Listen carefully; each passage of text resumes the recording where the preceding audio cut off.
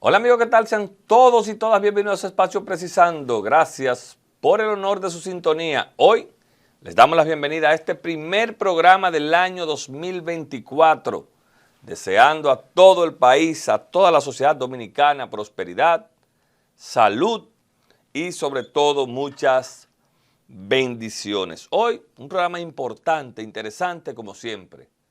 Vamos a ver lo que sucedió el jueves pasado en la provincia de Pedernales, donde fue un día histórico por la llegada del primer crucero en la historia turística de esa provincia.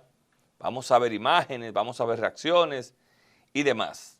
Y hablaremos un poquito del caso del pelotero Wander Franco, un caso penoso que lamentablemente afecta a este joven, a esta familia, a esta jovencita, pero que lamentablemente, reitero, es un caso común. Y en la entrevista central veremos hoy, casi culminando reservas del periodismo, a Dani Alcántara. Vamos a ver todo lo que Millicent Uribe y Dani Alcántara hablaron, la historia de este destacado periodista. Todo esto después de la pausa.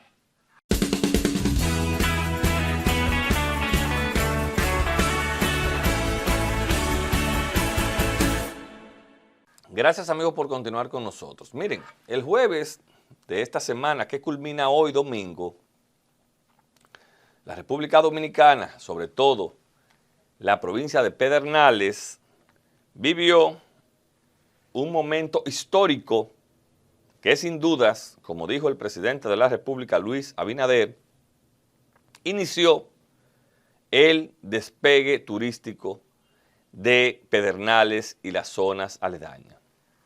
Y lo decimos porque por primera vez en la historia de Pedernales atracó en ese puerto recién inaugurado por el presidente de la República y las autoridades el primer crucero con turistas que llega a lo que hasta ayer era una zona olvidada, a lo que hasta ayer era una zona que simple y llanamente los diferentes gobiernos se habían enfocado en pelear por liberar tierras y demás, y que por fin se hace realidad en esta administración de Luis Abinader el hecho de que por primera vez en la historia llegasen a Pedernales turistas a bordo de un crucero que toca diferentes partes del mundo, y en este caso tocó inaugurar el puerto Cabo Rojo, o Port Cabo Rojo, como se llama, para el disfrute de turistas y demás. Pero esto hay que verlo más allá. El hecho de que por fin en Pedernales haya llegado un crucero con cientos y cientos de turistas, significa que ya lo del desarrollo turístico en Pedernales arrancó y que no será o no continuará siendo una quimera. Y yo creo que aquí hay que ser justos y hay que dar al pan pan y al vino vino. Una de las primeras promesas que hizo el presidente de la República, incluso con fechas estipuladas, fue la llegada de este crucero para iniciar una historia sin fin en términos de turismo en Pedernales, que conllevará otra serie de inversiones como hoteles, aeropuertos y muchísimas cosas que se van añadiendo cuando una sociedad empieza a demandar servicios. Pero sobre todo, hay que ver, señores, lo que en términos de empleos, de generación de empleos, de generación de divisas, va a significar esto para Pedernales a la hora que se empiecen a regularizar, como en Puerto Plata otra vez, las llegadas de turistas a consumir, óigase bien, a consumir productos nacionales en un pueblo, en una provincia, en una zona que hasta ayer había sido olvidada. Yo creo que se catapulta, óigase bien, eso es mi impresión, como la mayor obra en términos de turismo de gobierno alguno, la apertura al mundo de Pedernales y las zonas aledañas. Había que ver ayer cómo en Cabo Rojo esos turistas se desmontaron, esos turistas consumieron, esos turistas la pasaron de maravillas. Y eso hay que reconocérselo a el gran trabajo realizado por el amigo Sigmund Freud de Alianza Público-Privado, por el ministro de Turismo David Collado, por el Banco de Reservas que encabeza Samuel Pereira y una serie de inversiones del sector privado que bajo la tutela y el liderazgo del presidente Luis Abinader y la visión ayer, o mejor que ayer, el jueves, llegaron a buen término con la llegada a Cabo Rojo de este crucero. Si hay algo ya que catapulta la gestión del presidente Luis Abinader, es que por fin, una de las zonas más bellas del país y quizás del mundo, como es Pedernales, Bahía de las Águilas y demás, tendrán o recibirán turistas para el beneficio de esa provincia y para el beneficio de la República Dominicana. Yo, particularmente, tengo que admitir que en su momento decía, ¿y será posible esta promesa del presidente Abinader de que en enero llegará a cruceros?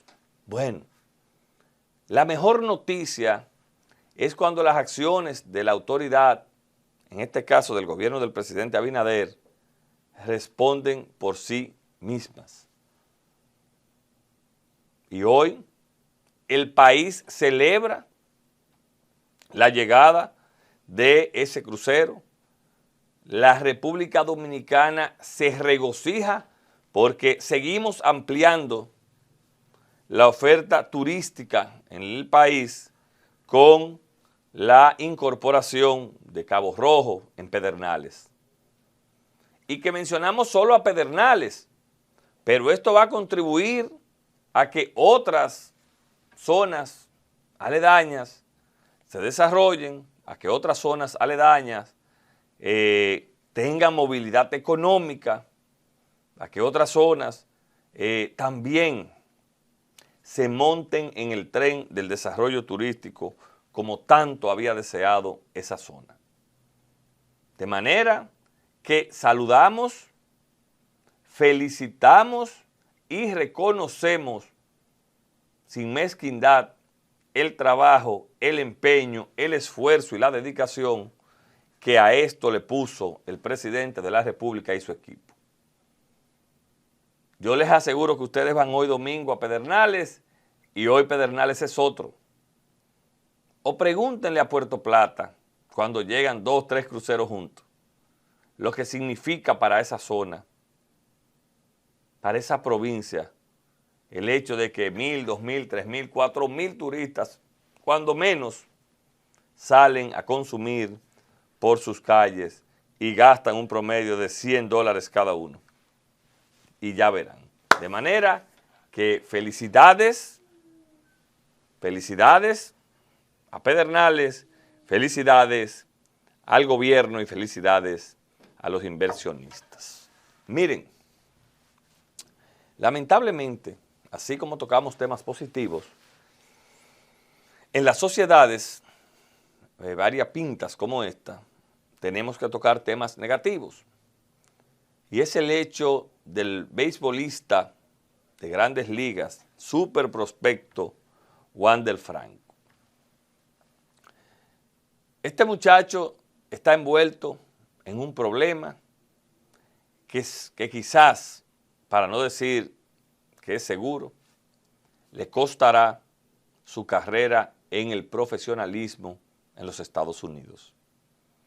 Y el hecho que le toque o que le rompa su carrera quiere decir que un joven que estaba destinado, porque no era predestinado, no, destinado a ser una superestrella, a ganar miles o cientos o miles de millones de pesos, hoy esté preso por haberse involucrado en un caso de violación, supuesta violación a una menor. Un caso complejo, un caso que involucra no solamente al pelotero, sino también a la familia o a la madre, dice el Ministerio Público, de la joven, que supuestamente estaba siendo explotada sexualmente por su mamá. Y yo creo que eso como sociedad tiene que llamarnos la atención.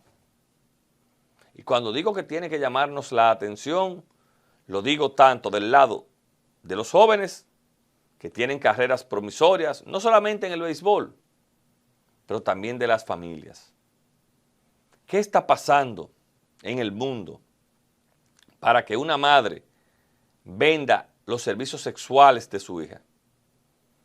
Pero ¿qué está pasando en el mundo para que un joven con todo un futuro por delante tenga que involucrarse con una menor de edad a sabiendas que esto es violatorio a la ley? Aquí usted puede decir que Wander Franco no lo sabía, que la muchacha aparentaba, adulta o demás, pero hubo un punto, sin dudas, que este joven sabía que esa muchacha era menor. Y hubo un punto que la madre de esta sabía que Wander Franco estaba violando la ley y se aprovechó del mismo y le cobraba dinero en extorsión. Entonces, ahí hay un expediente amplio que involucra lastimosamente a una madre, a una familia y del otro lado a un prospecto, a una familia. Y esto debe ser ejemplo para todos los que hacemos vida pública. Si algo se cumple en esta sociedad, es la ley del menor. Pero peor aún, aquí no solamente estamos hablando de una supuesta relación de un adulto con una menor.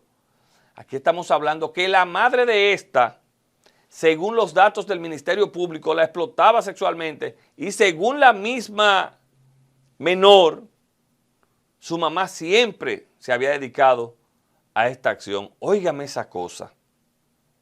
Entonces, habría que ver si esta niña con 14 años, hoy 15, desde cuándo la mamá practicaba la prostitución para con ella, para así coger dinero.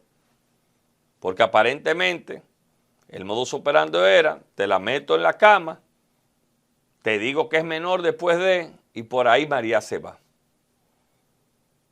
Vamos a esperar a ver en qué para este lamentable suceso, que seguiremos hablando más adelante.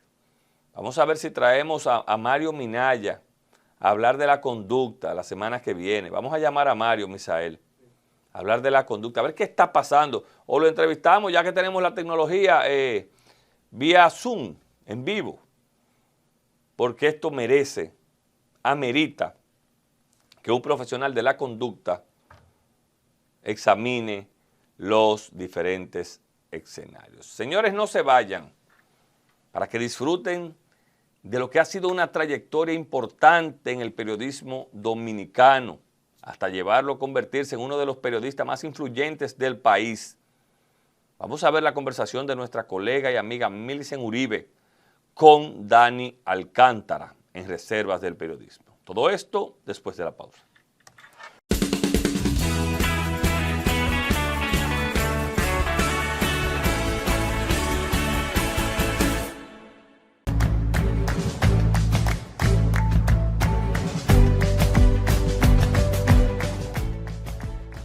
Hola, gracias por estar con nosotros en Reserva del Periodismo Dominicano. Hemos estado celebrando el 82 aniversario del Banco de Todos los Dominicanos con entrevistas históricas a íconos del periodismo nacional. Y hoy, Milicen Uribe hace gala de su preparación periodística y condición de académica y escritora para entrevistar a Dani Alcántara. Directamente importado de Loma Verde, paraje de San Juan de la Maguana, Dani Alcántara tiene su primer contacto con el periodismo en 1982, cuando estudia en el Instituto Dominicano de Periodistas, para luego pasar a la UAS a estudiar apreciación cinematográfica. Desde entonces, Dani ha laborado en el noticiario de Telesistema Canal 11, en Circuito Independencia Canal 6, ahora Telemicro, en Hoy Mismo en Color Visión, donde trabaja actualmente y es el CEO principal en ACD Media, compuesto por la Super 7, más recientemente Sport Vision. A continuación, Milicen Uribe intercambia con Dani Alcántara en Reservas del Periodismo Dominicano.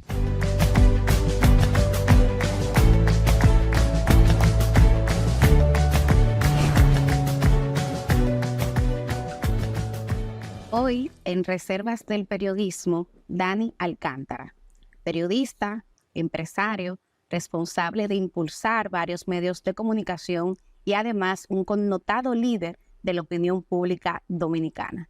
Bienvenido, don Dani. Muchas gracias. Gracias a ti, gracias al Banco de Reservas. Bueno, su rostro y su voz son reconocidos por una parte importante de la sociedad dominicana. Pero me gustaría iniciar este diálogo por el principio. ¿Cómo fue la niñez y la infancia de don Dani Alcántara? Bueno, ¿qué le puedo contar? Una niñez muy parecida a la que vive cada niño en la zona rural, en el campo. Nací en una zona donde no había agua, no había energía eléctrica, no había más que un trillo prácticamente para comunicarse por la vía terrestre. Una zona bastante inhóspita, muy pobre de la provincia de San Juan de la Maguana.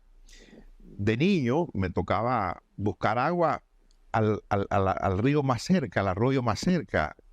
Me tocaba estudiar, me tocaba trabajar.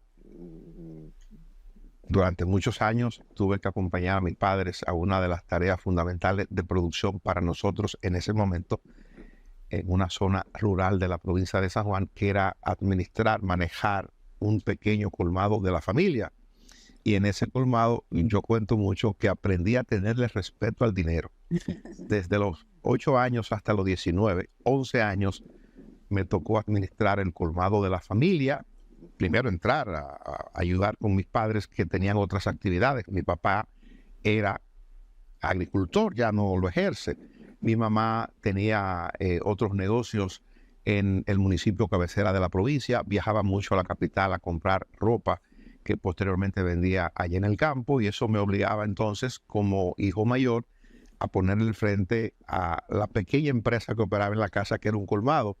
Y en medio de todo eso, el colmado, buscar el agua, ir a la escuela, en ese trajinar estuve yo durante los primeros años de la infancia, hasta que cumplí los años de irme del campo a la gran ciudad, que es venir a Santo Domingo para la universidad, con el propósito posterior, en ese momento, de volverme al campo cuando me hiciera profesional.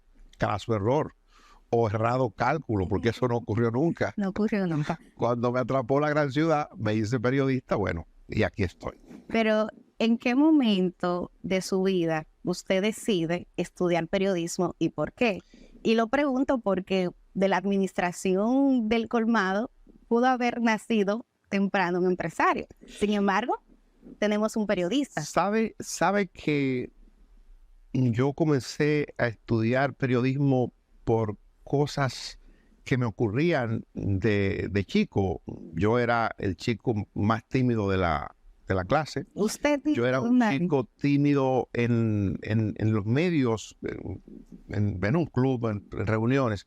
Yo siempre fui muy tímido y me creo tímido todavía. Cuando descubrí, o alguien me comentó, que la timidez pudo generarse a partir de que yo estaba inseguro o impreciso para hablar y no quería hablar mal y que la gente me corrigiera. Entonces un buen día le planteé a mis padres, específicamente a mi mamá, que yo quería hacer un curso de locución.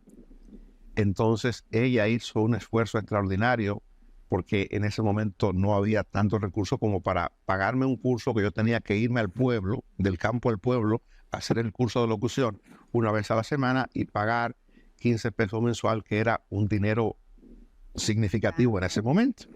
Pues mi mamá hizo el sacrificio y me metió a estudiar locución. Cuando un día vine a la capital, que decidí estudiar periodismo, tuve que dar una mentira porque con los riesgos para el periodista, yo no podía decir en mi casa que yo hice primero en una escuela técnica y después fui a la universidad, una escuela muy reconocida, quizás la mejor escuela de comunicación que hubo para mi época, que era el Instituto Dominicano de Periodismo, el IDP, donde han salido una cantidad importante. Era un oficio que, entonces, una lucha interesantísima. Algunas de las figuras que estuvieron en el lado contrario de los que querían el colegio cerrado han muerto ya. Germán Emilio Ornes, el doctor Salvador Pitalú Garibar, un grupo de periodistas importantes e influyentes de la época que entendieron que el periodismo era algo tan consustancial con la libertad del ser humano, del ciudadano, que no podía estar reglamentado en una ley de colegiación. Y hoy día, si usted mira esa lucha desde el punto de vista retrospectivo, hoy día cuando se critica que en los medios de comunicación hay muchas personas que sin ningún expertise emiten ideas, generan influencias, ¿cree usted que la lucha tenía o no razón? Bueno, es un tema muy interesante. Hay un debate, siempre lo ha habido, de si los que tienen que ejercer el periodismo tienen necesariamente que ser periodistas. Yo soy de la creencia de que el periodismo es algo tan vital para la sociedad, es algo tan fundamental para la vida de las sociedades, que lo puede ejercer cualquier ciudadano que tenga condiciones para ello. La descripción del periodista es aquel que hace uso continuo, uso periódico de la comunicación, o que tiene en la comunicación su modo o su medio de vida. Y aquí en la República Dominicana tenemos ejemplos de sobra de figuras que no estudiaron periodismo y que son íconos del periodismo en la República Dominicana, caso Rafael Herrera, para citar un solo, sí, que fue una figura extraordinaria en el periodismo dominicano, sobre todo en el periodismo escrito, en el periódico Listín Diario, donde hizo casi toda su vida. Nadie puede exigirle a un ciudadano que quiere escribir un artículo en un periódico que para tú escribir un artículo en un periódico, para tú expresarte como ciudadano, tú tengas que estudiar periodismo, tú tengas que ser periodista. Es un derecho que tú como ciudadano tienes de expresarte. Si tú eres médico y tú quieres escribir un artículo de medicina en el periódico no debería, y por suerte no lo hace, exigirte a ti un título de periodista para poderte publicar una nota. Volvamos entonces al Dani Alcántara, que egresa ya de la Escuela de Comunicación. ¿Cuál fue la primera oportunidad laboral que usted tuvo y cómo la consiguió? Bueno, yo recién llegado del campo me comunico con un periodista que se llama Joaquín Ascensión, ya fallecido, que estaba casado con una persona de la familia, y le expreso el interés de estudiar comunicación. Y él me hace la gestión para inscribirme primero en un instituto de comunicación, es el IDP, y conjuntamente con eso me consigue meses después una oportunidad para practicar en Radio Continental, que tenía un noticiero que se llamaba Radio Reloj Nacional. Entonces, yo tuve la oportunidad de trabajar en periodismo mucho antes de graduarme, es decir, al año de yo estar estudiando la carrera, ya yo estaba trabajando, comencé trabajando primero para la cadena de noticias. Ahí me nombraron como periodista novato en ese momento, y desde ahí, desde la cadena de noticias, que para entonces la dirigía Leo Hernández, que falleció también, pasé a trabajar en Telesistema Canal 11, fui del equipo fundador de lo que se conoce hoy y fue entonces Telenoticias, el noticiero estelar del Canal 11 para esa época, y sigue siendo un medio de información importante. Y desde ahí, bueno, he seguido la trayectoria, salí del 11 para irme entonces a fundar, junto con el doctor Ramón Cuello Báez, el proyecto de Telemicro hoy, que antes era Circuito Independencia Canal 6, y de ahí, bueno, todo lo que ha ocurrido. La historia es larga. Quisiera envolver sobre Telesistema, porque ahí tengo entendido que usted tuvo una época interesante de reportero.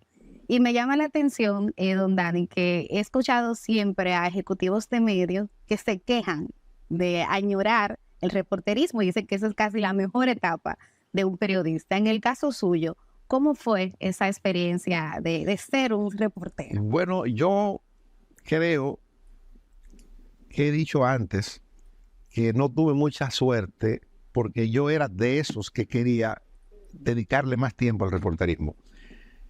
Yo en un periodo de 2 años, yo fui reportero de todas las fuentes noticiosas. De todas. De todas las fuentes noticiosas. Pasé por la policía como reportero, me tocó cubrir junto con la policía, superintendencia de bancos, esa área de la superintendencia de seguro, las instituciones públicas que operaban en el Huacal, porque desde entonces y hoy asignan los servicios por el tema de la cercanía. Me tocó cubrir Congreso, Cámara de Diputados, Senado de la República, el Centro de Justicia del Centro de los Héroes, el Palacio de Justicia, el Ministerio de Trabajo, el Consejo Estatal del Azúcar. Después me tocó cubrir Palacio, me tocó cubrir los sindicatos, me tocó cubrir las actividades que se gestaban en la Universidad Autónoma de Santo Domingo, los enfrentamientos entre estudiantes y agentes de la policía. Me entusiasmé bastante con el reporterismo, pero un buen día, con apenas 2 años en eso, me dicen que tengo que ayudar a armar el noticiero de Telenoticias donde trabajaba. Perdí el entusiasmo de la calle por obligación, ¿verdad? Tuve que asumir una tarea que me hizo ejecutivo temprano, y yo llegué a ser con 24 años el director de prensa más joven de un canal de televisión de alcance nacional. O sea, mi tiempo de gloria como reportero, yo era uno, para mi época, de los reporteros muy bien valorado. Me considero que era muy eficiente y quizás eso sirvió para que los ejecutivos de Telesistema en el momento me promovieran, pero a una velocidad que a mí me sorprendió. ¿Y qué tal la experiencia ya como ejecutivo, en el caso sobre todo de ser director de prensa en el grupo Telemicro? Ser ejecutivo de un medio de comunicación es complicado. A veces uno pierde esa libertad, esa soltura que le da a uno estar en las calles contando historia, que eso es lo que somos finalmente, contadores de historia, narradores de acontecimientos que son noticias y que importan a la gente. Y tú pasas de repente de ser esa alma más libre que está buscando lo que te asignó el director, el jefe de redacción, el jefe de información, y tú llegas con el paquete de cosas que ha traído a sentarte en tu máquina, en tu computadora, a escribir, para luego procesarlo. En el caso de la televisión, ponerle voz, y tú terminas eso y eres libre hasta el otro día que vuelve a tu jornada, ¿verdad? En el caso de ser ejecutivo, mucho más complicado, porque hay una serie de elementos que deben fluir, y entonces todo ese tipo de cosas hay que cuidarlo, la administración del guión, cuál es la oferta que tú le das al público, cuál es la línea editorial del medio. O sea, hay una complejidad que es mucho mayor tú siendo ejecutivo de medios que siendo un simple reportero que simplemente te limitas a contar la historia que ha ido a buscar o que tú estás investigando. Hay otro punto de inflexión importante en su ejercicio profesional y es la entrada a Hoy Mismo. Cuéntenos cómo se dio ese proceso y cómo se dio esa relación con el fundador de ese espacio, don César Medina.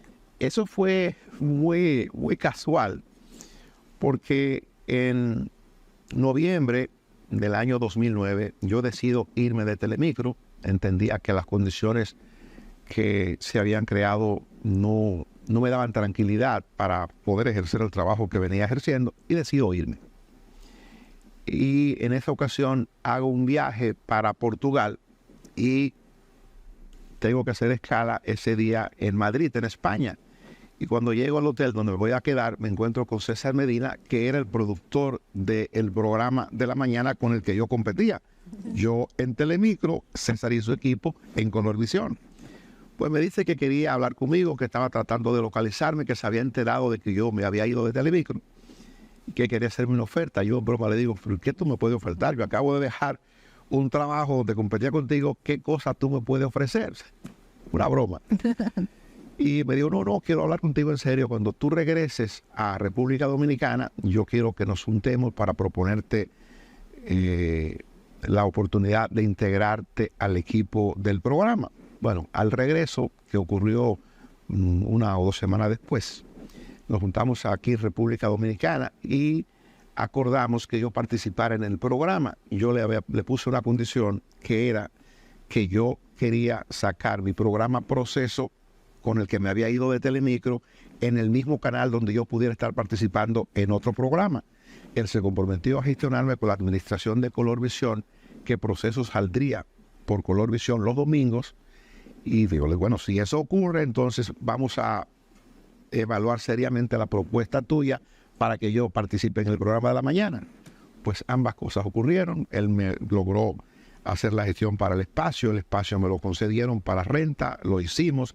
Y días después, él estaba anunciando en un acto que hicimos en un hotel de la capital mi incorporación al equipo de Hoy Mismo. Y desde entonces hasta hoy me he llevado a la mil maravillas con el equipo, a pesar de que éramos 2 programas competencia. Yo entré a trabajar al equipo con el que yo competía en la franja matutina. ¿Y cómo se dio? O sea, para todos los espacios es un reto lograr perpetuarlos más allá de la desaparición física de su líder. En el caso de Hoy Mismo, a usted le ha tocado hacer un proceso de relanzamiento del espacio. ¿Cómo usted ha hecho eso? Eso no fue tan difícil porque resulta que César Medina ya estaba de retirada del programa. Cuando él me contacta para que yo asuma un papel en el programa, él me dice, yo quiero que tú seas el líder del equipo. Y de hecho me puso a conducir el programa, me puso a dirigir el programa. Es el proceso de él hizo, es una parte que no se ha contado quizás, pero cuando él me contrata o me da participación, porque yo tenía una participación especial en el programa, quizá por encima de la participación en cuanto a la parte económica del resto del equipo, y él me dice, yo quiero que tú seas el líder del equipo, tú vas a liderar ese equipo. Y de inmediato me puso a hacer la presentación del programa, a conducir las entrevistas de manera principal, en consonancia con lo que estábamos acordando. Pues a partir de ahí, él estaba haciendo la transición y me dijo, el programa tiene un tema de rating que yo creo que tú lo puedes resolver.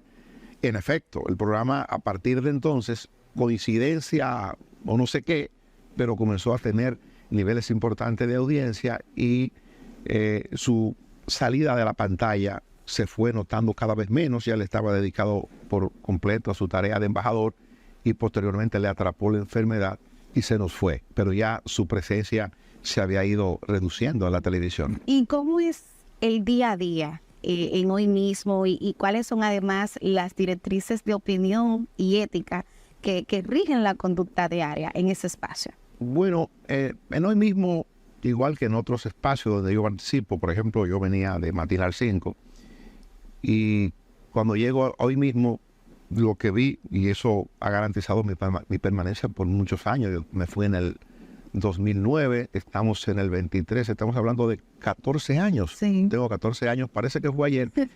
Y la dinámica es la misma con la que yo me siento cómodo, con la única que me puedo sentir cómodo. El único acuerdo es que no hay acuerdo. Que no hay acuerdo. Yo hablo de mis temas, usted habla de sus temas, opinamos de los temas, pero no hay acuerdo sobre ningún tema. Es más, ni siquiera planificamos de agenda los temas que se van a tocar en el día. No, los temas son los temas. Y los temas, es una discusión muy vieja. ¿Quién pone los temas? ¿Los medios o la sociedad? Bueno, los temas están ahí, se producen. Un accidente, un proceso electoral, unas declaraciones desacertadas de un funcionario, un fenómeno natural que se produce. Bueno, esos son los temas. Y entonces yo tengo mi propia libertad para hacer el planteamiento sobre el tema, sobre los temas del día. Y usted, mi compañero, mi compañera, usted tiene su libertad igual para hacerlo.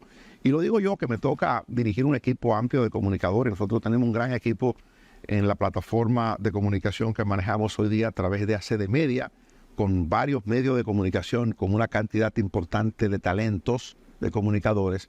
Y entonces me ha sido fácil, porque siempre he creído y he practicado ese nivel de respeto para que la gente se exprese, para que la gente diga lo que tiene que decir, asumiendo su propio riesgo y su propia responsabilidad. Si usted lo dice, yo me imagino que usted tiene una fuente que le permite a usted dar una información, porque En estos tiempos ya no se trata o no se vale dar informaciones de manera irresponsable. Además hay consecuencias para ello. Si usted dice algo que no es, pues usted sabe que usted es pasible de una demanda o de algún tipo de sanción. ¿Y cómo, desde su experiencia y punto de vista, estas plataformas digitales impactan la comunicación? Bueno, el mundo ha cambiado mucho. Yo no me imaginaba que a estas alturas la principal vía de comunicación de los ciudadanos dominicanos es a través de las redes sociales y de los medios digitales. Yo estoy sorprendido, debo decir, yo tengo 40 años en este oficio, ¿verdad? Y me alegra ser parte de los cambios que se están dando en la comunicación. La preferencia del público, y eso está establecido en encuestas, nosotros hacemos encuestas a través de ACD Media, y en las encuestas que hemos hecho está establecido el impacto vital de las informaciones a través de los medios digitales y de las redes sociales. Son hoy el medio preferido por la mayoría de los dominicanos, no es ya la prensa escrita, y además hemos contactado el impacto de la radio todavía hoy día, que son cuestiones que uno pensaba que no era posible a estas alturas, pero sí, la radio juega un papel importante, los medios digitales también, las redes sociales son vitales al momento de la gente buscar informaciones. Hay quienes entienden que estos cambios alteran el periodismo en sí. Me gustaría saber cuál es el concepto que actualmente tiene Dani Alcántara de lo que es el periodismo en sí.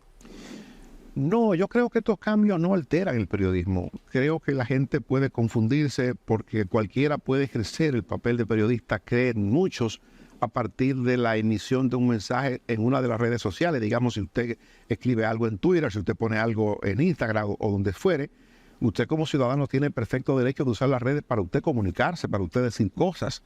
Y usted puede decir 1, 2, 3 o 4 cosas y se puede convertir en un influencer, como se le llama. Pero eso no es periodismo, usted está haciendo uso de un derecho de comunicarse, de decir cosas.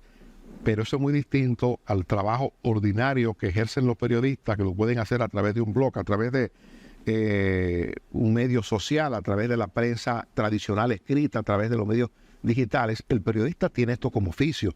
El periodista va a ser siempre el mismo, el periodista no va a cambiar. La coyuntura puede decir que Juan o Pedro utilizan una de las redes sociales o todas las redes sociales para comunicar cosas, y lo pueden hacer, pero ya el periodismo implica otro rigor. El periodista tiene una misión mucho más importante, tiene que relatar las cosas que ocurren, tiene que decir lo que nos enseñaron en los fundamentos del periodismo. Eso sigue siendo igual, el qué, el cuándo, el cómo, dónde y por qué. Eso hay que hacerlo en una historia que usted cuenta para edificar a la gente. Eso sigue siendo así. Sí, bueno, yo justamente le iba a proponer que para finalizar este diálogo compartiera alguna reflexión final con la sociedad en general o con la comunidad particular de periodistas, sobre todo de periodistas jóvenes que se están formando en las aulas. Mire, el periodismo es un oficio incómodo y es la razón por la que yo en principio, cuando ingresé a la universidad, tuve que disfrazar la carrera frente a mi familia para decirles, estoy estudiando locución de nuevo. El periodista es un sujeto incómodo porque tiene que estar denunciando irregularidades. El periodista no da por lo regular noticias buenas. Lo que se convierte en noticia es algo que se da a contracorriente, a contrapelos de lo normal. Entonces, es una tarea difícil cuando tiene que ejercerse el periodismo en un régimen de fuerza, cuando tiene que desarrollarse el periodista y el medio en un ambiente hostil, cuando hay un gobierno con tintes de dictadura, cuando hay un gobierno de fuerza como hemos tenido en República Dominicana y en otros países de América, y como tenemos hoy día, caso de Nicaragua y tantos otros. Entonces la comunicación, el periodismo se torna muy difícil y arriesgado. Creo que los periodistas deben saber, sobre todo los periodistas jóvenes, que esta no es una tarea cómoda, que por lo regular no es bien pagada, eso es verdad, que hay que tener más de un empleo para vivir con cierta dignidad, con alguna holgura o para poder cubrir necesidades fundamentales.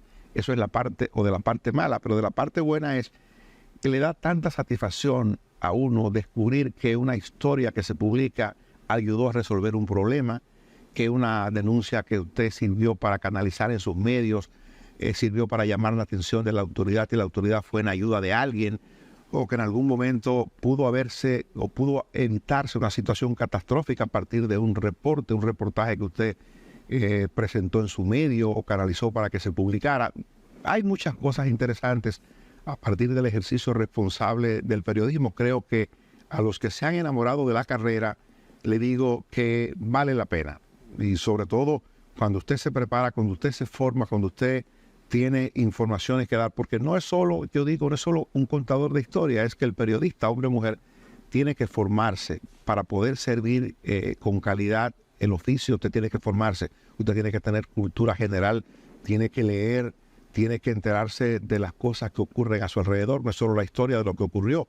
Para usted contar historia, usted tiene que tener referencia. Para usted tener referencia, usted tiene que tener formación. Para usted tener formación, tiene que cultivarse, tiene que leer, tiene que estudiar. Entonces, esos son elementos claves que le exhorto a los que están en la carrera, a los que quieren estudiar o a los que están ejerciendo ahora, que deben observarla con mucha rigurosidad para que tengan éxito en el ejercicio del periodismo. Bueno, con esa nota positiva de que sí, que el periodismo, sobre todo el periodismo de calidad, vale la pena. Despedimos a Dani Alcántara. Muchísimas gracias por participar en Reservas del Periodismo. Gracias a ustedes.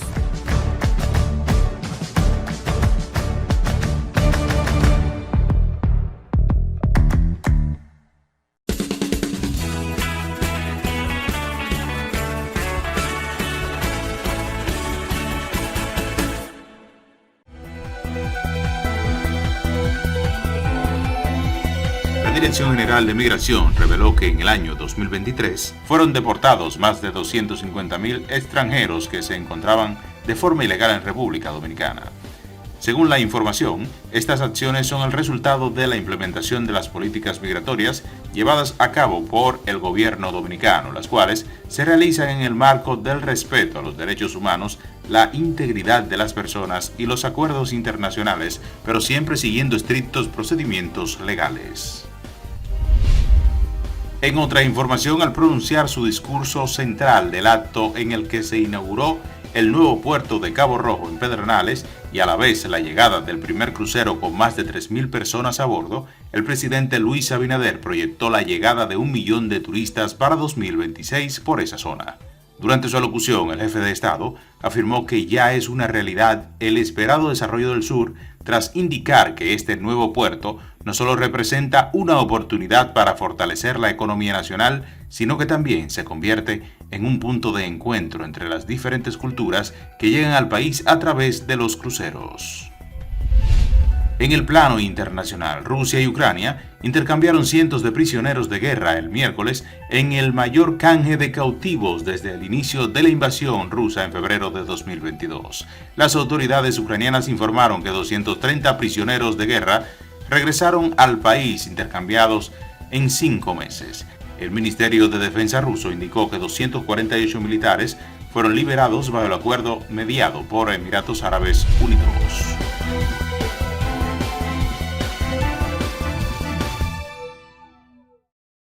Gracias, como de costumbre, a nuestro equipo de prensa por ese importante resumen de noticias nacionales e internacionales. Si a ustedes no tenemos tiempo para más este domingo en Precisando, descansen.